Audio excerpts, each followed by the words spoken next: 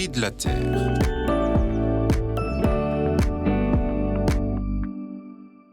Il y a 5 ans, le président de la République a annoncé le confinement et l'arrêt de toutes les activités, sauf celles qualifiées d'essentielles. Ce fut un grand saut dans l'inconnu. Au premier rang des secteurs essentiels, la santé bien sûr, avec des soignants mobilisés jour et nuit sans répit. Ils ont mérité les applaudissements et les remerciements pour leur dévouement extraordinaire. En deuxième ligne, comme l'a dit le Premier ministre de l'époque, le secteur agricole et agroalimentaire pour fournir l'alimentation sans rupture de chaîne d'approvisionnement. Et les mots du président de la République, je cite, confier notre alimentation à autrui serait folie, nous devons reconsidérer notre souveraineté alimentaire. Pour nos dirigeants et pour beaucoup de Français, la peur de pénurie, comme celle qui frappait le pays pour les masques ou les vaccins.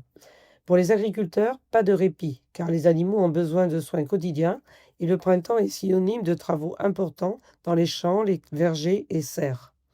Tous les acteurs de la chaîne alimentaire ont ressenti une grande fierté d'être considérés comme essentiels, du producteur à la caissière du supermarché, au boucher, boulanger, primeur, livreur.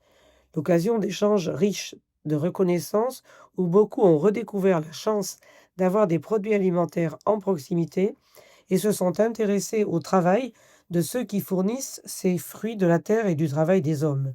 Rarement ces mots n'ont sonné aussi justes, car c'est bien le travail des hommes et des femmes qui garantit l'alimentation saine, sûre, durable sur nos tables. Mathématiquement, 98% de la population délègue à 2%, les agriculteurs, de produire et fournir la base de leur alimentation. C'est une noble mission, mais que les aléas climatiques, sanitaires, géopolitiques perturbent énormément ces dernières années.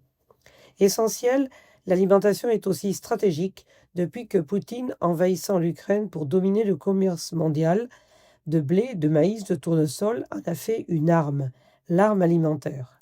Depuis, la peur des dirigeants politiques est la dépendance. Et on le voit pour l'énergie, les batteries, les terres et les métaux rares. C'est pourquoi le maintien d'une agriculture productive et durable est un impératif politique essentiel. À Bruxelles, le maintien d'une politique agricole commune qui allie compétitivité et transition est à nouveau en débat, aussi importante que celle de la défense pour assurer la stabilité démocratique et la paix, qui furent à l'origine de la création de l'Union européenne. Et la paix n'a pas de prix. Gageons que nos dirigeants sauront rester fidèles à cette ambition humaniste, ciment de l'Europe.